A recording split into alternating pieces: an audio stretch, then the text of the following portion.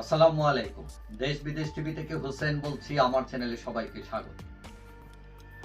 একটা কথা আছে, সেটা হলো যত দোষ নন্দ দোষ।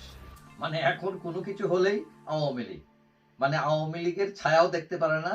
এই যে রাজনীতি তারা মাঠে আসছেন, সরকারে আসছেন, মানে সব দোষ আওয়ামী লীগ। এখন আওয়ামী লীগ যে মহান স্বাধীনতা যুদ্ধের নেতৃত্ব দিচ্ছে, উন্নয়ন করেছে, এটা সেটা, মানে এগুলো কেউ বলে না। আচ্ছা, যাই হোক, এখন কথা হলো যে বর্তমান যে রাজনীতি চলতেছে, বিশেষ করে বৈষম্য বিরোধী, তারপর ছাত্র দল, ছাত্র শিবির, তারা রাজনীতি করতেছে। এখন তাদের মধ্যেও গন্ডগোল শুরু হয়ে গেছে। আমরা দেখলাম খুলনা প্রকৌশল বিশ্ববিদ্যালয়ে, তারপরে ঢাকা বিশ্ববিদ্যালয়ে উত্তাপ ছড়াইতেছে, জাহাঙ্গীরনগরে হয়েছে, এবং বিভিন্ন জায়গায় শিবির, ইসলামী ছাত্র শিবির ঠেকানোর একটা প্রক্রিয়া শুরু হয়ে গেছে সেখানে। এখন বাংলাদেশের রাজনীতি কিন্তু দুই ধারায় বিভক্ত। একটা হচ্ছে স্বাধীনতার পক্ষের শক্তি, একটা হচ্ছে বিপক্ষের শক্তি। এখন স্বাধীনতা পরবর্তী সময়ে স্বাধীনতার পক্ষের শক্তিরাই মানে মোটামুটি ক্যাম্পাসে রাজত্ব করেছিল তারা। কিন্তু ছাত্রলীগ বিভক্ত হয়ে যখন জাসদ ছাত্রলীগ হয়ে যায়, তখন সেই সুযোগ কাজে নেয় শিবির। তারা একা দাঁড়াতে না পেরে তখন তারা জাসদ ছাত্রলীগের মধ্যে ঢুকে যায়। এখন ওই নতুন রাজনৈতিক দল হচ্ছে, সেখানেও শিবিরের ঢাকা বিশ্ববিদ্যালয়ের সভাপতি, বলা হচ্ছে তিনি প্রাক্তন, তিনিও ঢুকতেছেন। এখন এটা কি তিনি আসলেই প্রাক্তন, নাকি আবার আসেন ভিতরে ভিতরে ছদ্মবেশে, এটা কেউ জানে না। এখন এর আগে যখন বিএনপি জামাত জোট সরকারে ছিল, তখন ছাত্রদল এবং ছাত্র শিবির তারা কিন্তু ওই মুরব্বীদের সংগঠন খুব একটা ফলো করে নাই, এবং মুরব্বী সংগঠন সেটা তারা বিবেচনাও করে নাই যে তাদের যে ছাত্র সংগঠন ছাত্র শিবিরের সাথে সম্পর্ক করে রাজনীতি করতে পারবে কিনা। তারা ওই বাটার ঘি খাওয়ার লক্ষ্যে, সরকার অক্ষমতায় যাওয়ার লক্ষ্যে তারা ঐক্য তৈরি করেছিল।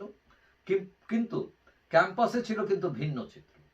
ছাত্রদল, ছাত্র শিবির একসাথে কখনোই চলেনি। তারা উল্টো দুই পক্ষের মধ্যে অনেক মারামারি হয়েছে, রক্তারক্তি হয়েছে।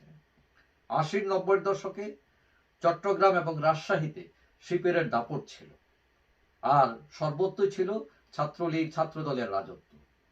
এখন ক্যাম্পাস রাজনীতিতে ছাত্রদল, ছাত্র শিবির কখনোই বনিবনা ছিল না, বরং ছাত্রদল অনেক জায়গায় ছাত্রলীগের সাথে বিভিন্ন কর্মে কাঁধ মিলিয়ে চলেছে তারা। এইটা ছিল বাস্তবতা, এবং অনেক সময় যৌথভাবে শিবিরকে মোকাবেলাও করেছে তারা। এখন জাতীয় রাজনীতিতে বিএনপি জামাত ঐক্য হলেও ছাত্রদল শিবির ঐক্য ছিল শুধুই কাগজে। এবং এটা ছাড়াও বাস্তব জীবনের চলাফেরায়, বন্ধুত্বে, সামাজিকতায় সবকিছুই ছাত্রদলের সাথে ছাত্রলীগের যতটুকু মিল বা বন্ধুত্ব, শিবিরের সাথে তার অর্ধেকও ছিল না। এবং ইতিমধ্যে শিবিরের ক্যাম্পাস দখল করার পায়তারা চলছে, বলছে যে অভিযোগ উঠেছে ছাত্রদল এদেরকে একা মোকাবেলা করতে ব্যর্থ হলে তার ছাত্রলীগ লাগবে, এবং এটা সবাই জানে।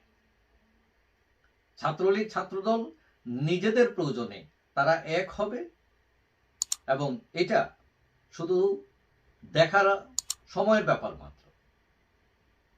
আসল কথা হচ্ছে মুক্তিযুদ্ধের চেতনা এমন একটা ব্যাপার, মুরব্বী সংগঠন কি সিদ্ধান্ত নিল কি নিল না এটা তারা মানে পড়ুয়া করে না, বিশেষ করে ছাত্র তরুণ যারা আছেন। এবং আমরা অতীতের ক্যাম্পাসের রাজনীতি থেকে এটাই জেনেছি যে ওই ক্যাম্পাসে মুক্তিযুদ্ধের চেতনা একটা ব্যাপার, এবং মুক্তিযুদ্ধ বিরোধী আরেকটা ব্যাপার।